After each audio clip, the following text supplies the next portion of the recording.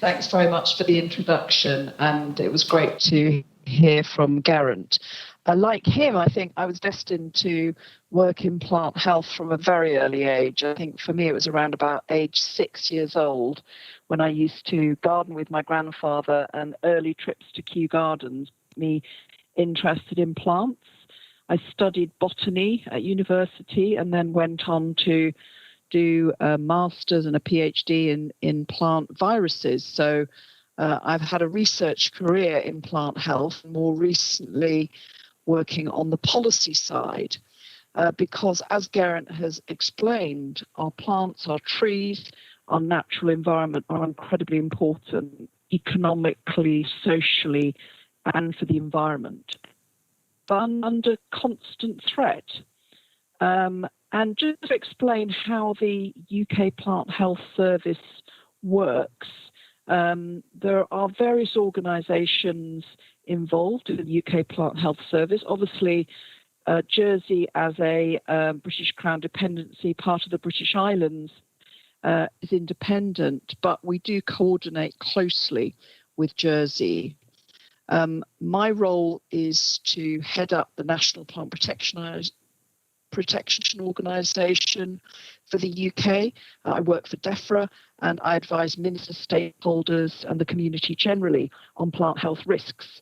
I also take responsibility for dealing with outbreaks, if there are outbreaks. So we have policy and regulatory colleagues in England, Wales, Scotland and Northern Ireland, because plant health is devolved. So everybody has their own regulations, but we have a coordinated approach at a UK level. We also have separate monitoring and surveillance activities, but again, we coordinate those. And Jersey and Guernsey and Isle of Man have their own plant health services, but they cooperate very closely. And we meet at least twice a year as part of the UK National Plant Protection Organisation. So we do appreciate that close cooperation. So this is the scale of the problem that we're facing. The arrival of pests in Britain over the last 100 years is accelerating. Here is some plant and tree pests that have arrived, and particularly in the last 30 years, we've seen a rapid increase in new pests and pathogens. This is driven by global movement in plants, in people, and plant products such as wood, and also climate change. So the trend is very, very challenging. And when we look in a little more detail at tree pest and disease outbreaks in the last 50 years, you can see we've had introductions every couple of years. Again, driven by trade, driven by, in some cases, kind of natural spread of pests and diseases across the channel. Whilst we are an island in GB and you are on Jersey, things can still fly, things can still hitchhike into our territories, as well as being moved in plants and plant products.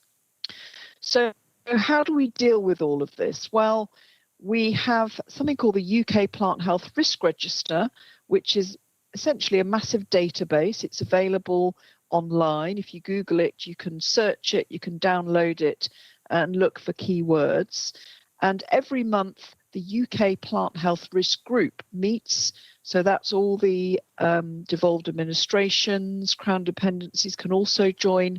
And we look at new threats. We look at what is happening globally, what's emerging in Asia, in the US, in wherever there have been reports of new pests and diseases, and we try and assess the risk.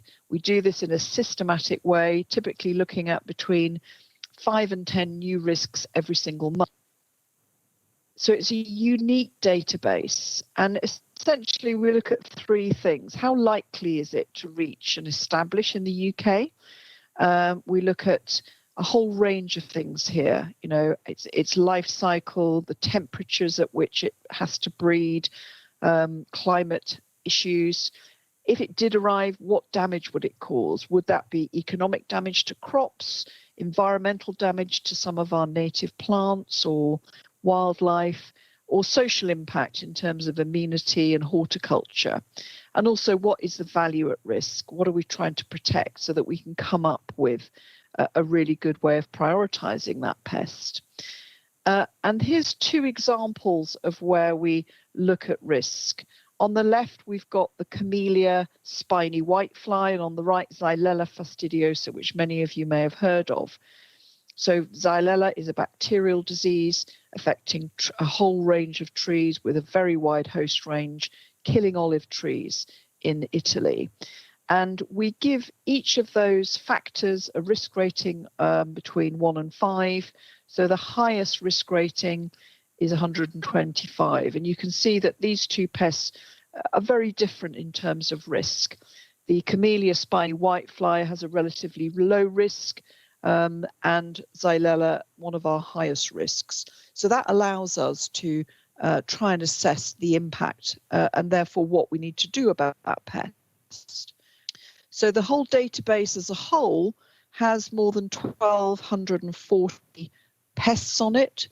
So that is a very large number, predominantly insect pests, but actually they're also predominantly in the lower risk category.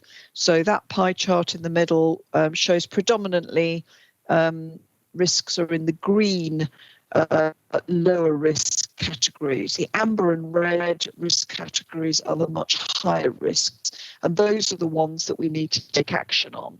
So that might be doing a pest risk analysis, a PRA. It might be contingency plan, new regulations, targeted surveillance, etc. So a whole range of things.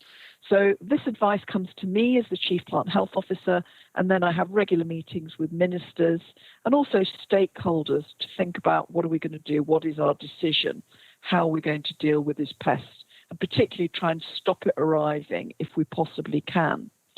Because the cost of disease outbreaks is huge. Here's a couple of examples. The Asian longhorn beetle arrived in Kent in 2012. It was actually associated with wood packaging material linked to import of slate from China. So this pest became established in private gardens in Kent, and it cost around £2 million to completely eradicate it over 5 years. So that's an enormous cost. We had to fell 2,000 trees. And now ash dieback, which Geraint mentioned, and Phytophthora, they are proving very costly. You know, managing the impacts, not just the impacts in lost trees and timber, but also actually managing health and safety issues to do with trees when they become dangerous. So it's always better to try and keep these pest and diseases out.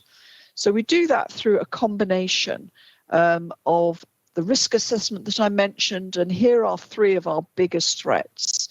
Xylella I've already mentioned, which is spreading in Europe. The emerald ash borer, as if ash dieback wasn't bad enough, the emerald ash borer also likes feasting on particularly dead and dying ash trees. It's very widespread in North America. It's been spreading westwards from Russia, and it has been reported in the Ukraine. And then plain wilt, a threat to plane trees.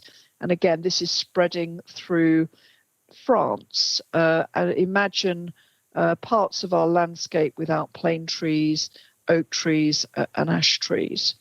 So these are 3 pests not present in the UK that we absolutely have to keep out.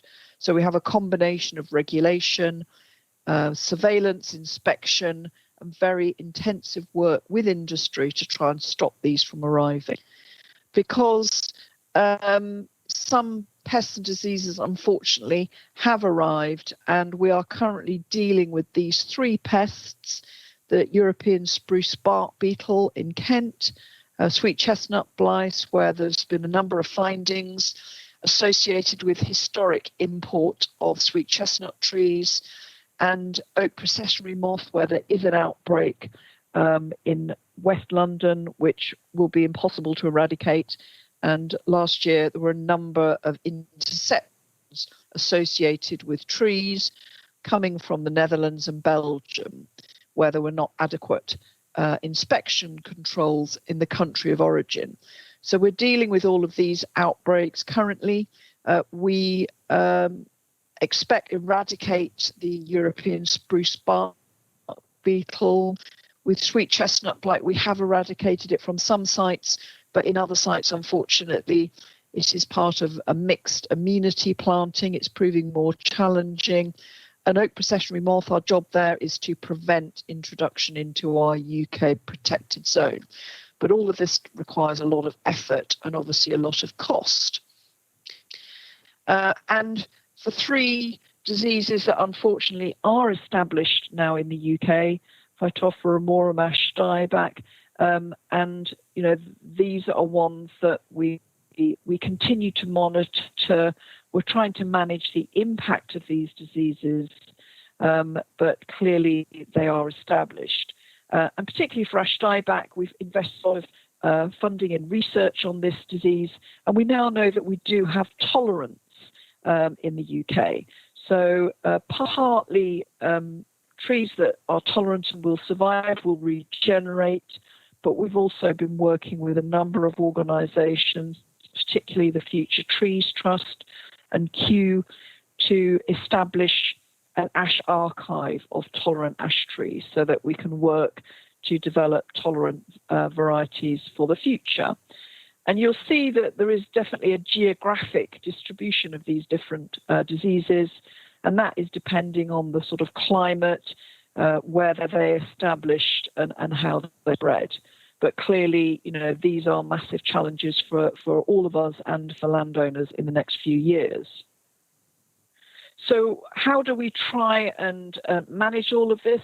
Well, apart from assessing the risk, we do intensive border inspections, working across every type of sort of plant and plant product, working with the Animal and Plant Health Agency. And obviously we're doing so many different inspections, not just of regulated material, but also random checks, unregulated material.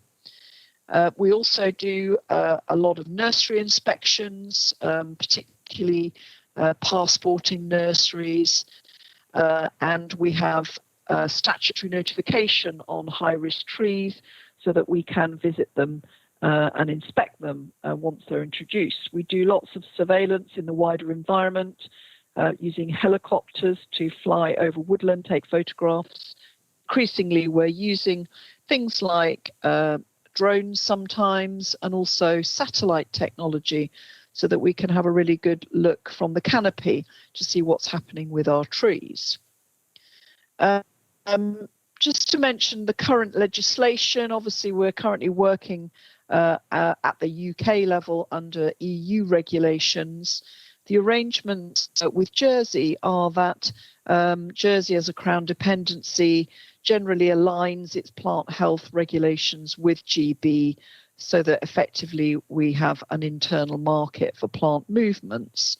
But obviously things are changing from the 1st of January, and our relationship with the EU will change. So in the future, we expect at a GB level that there will be increased controls of plants and plant products between GB and the EU, which will include requirements for phytosanitary certificates, pre-notification, etc. So again, we're working closely with Jersey, and certainly we have provision at a GB level in our legislation to provide for Crown dependencies to be part of the UK internal market if your legislation aligns with our, that the plants can move just with a plant passport. So we're in discussion with colleagues in Jersey about how that's going to work. So there's a lot of information available around that. And working together is absolutely essential. Geraint mentioned the Plant Health Alliance. So that has allowed us to bring together all sorts of organisations with an interest in plants. And we have launched the Plant Healthy Standard, which is a biosecurity standard that industry are beginning to take up. And the first 4 businesses in England have now been accredited against this standard. So that's something to look out for in terms of improving biosecurity. This year is actually the International Year of Plant Health. So we've had a lot of activities, a lot of things have been curtailed because of COVID. But if you have a look at our website, you'll see all sorts of information about that. And there is a downloadable children's activity book called Izzy the Inspector. So if you've got any budding inspectors in your family, download Izzy, and that's a really nice activity to work with children. And finally, all this information is available on the UK Plant Health Information Portal, including the risk register. I'm on Twitter @PlantChief, so give me a follow. I tweet about everything health, but I'm very happy to also answer questions. So thank you for your attention. Well, that's good, Nicola, because I have got a few for you, actually. So here we go. Post-Brexit, will the UK change its position on GMO or gene editing to combat pests and diseases, do you think? Well, this is obviously a policy area for DEFRA. It's not actually my policy area. Certainly, there has been an amendment in the agriculture bill which will allow ministers to look at gene editing technology on a risk basis in order to develop future policy. Okay, have you got a feeling about it at all, or the direction it may go? Well, I think it's very much based on risk, and it will be up to ministers ultimately to make those decisions. But I think it is important that provision is made in the agriculture bill that this becomes part of a risk-based approach for future agriculture. Okay, so with new pests and diseases arriving, is there any research being done into potential control measures for these? Yes, absolutely. So this is really critical, and we are very fortunate in the UK to have a very, very strong plant science research base. So we fund a lot of research ourselves as DEFRA, and we work closely with research councils and other funders. So, for example, we're funding work on natural predators and parasitoids of pests like oak processionary moth, oriental chestnut gall wasp, and we're keen that part of our horizon scanning looks at what are the options for control, and if there are limited options, then we will invest in research. So it's partly looking at genetic resistance, as done with trees, but also looking at natural predators, parasitoids, natural products, as well as, is there any provision for pesticides to help tackle these pests and diseases as well. I think particularly in tree health, it's important that we look holistically at how we manage tree pests. We don't want any unintended consequences in the soil or on non-target organisms. So trees are such complex ecosystems, but we are working with many research organisations like Ferroscience, Forest Research, Kew, to tackle these problems. Locally here in Jersey, we have had problems with the Asian hornet. We seem to be experiencing lower numbers on this at the moment. How is the UK faring with that, Nicola? Yes, well, I think we're all very interested about what's happened this year.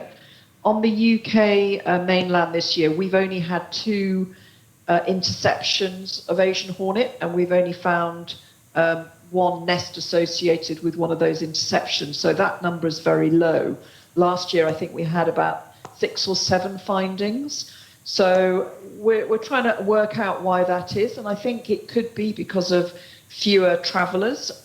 We think that some of these hornets are arriving in boats, on ferries, in transport of various kinds. So I think because of COVID-19 restrictions on travel and fewer journeys across the channel, we're finding we've had fewer Asian hornets this year. But of course, we mustn't be complacent, and it's important that we continue to work together so that when we do find Asian hornet, we tackle it quickly. Silver lining of COVID, who thought? So what practical steps can we take as Jersey farmers and growers to practice better biosecurity? So I think the key thing is having good controls around what plants are coming into Jersey. So I know a few years ago, the fuchsia gall mite arrived in Jersey, and I think anecdotally that was associated with movement from France. And of course, we know that people going on holiday or who have holiday homes often like to bring their plants with them or bring cuttings, and that can be a real source of biosecurity. So I'd encourage Jersey to look at sort of import controls and also public awareness. Our Don't Risk It campaign has been really helpful in signposting to the public and gardeners, do not bring back any plant material. And in fact, new EU legislation and post-transition period legislation will help us be able to enforce this more.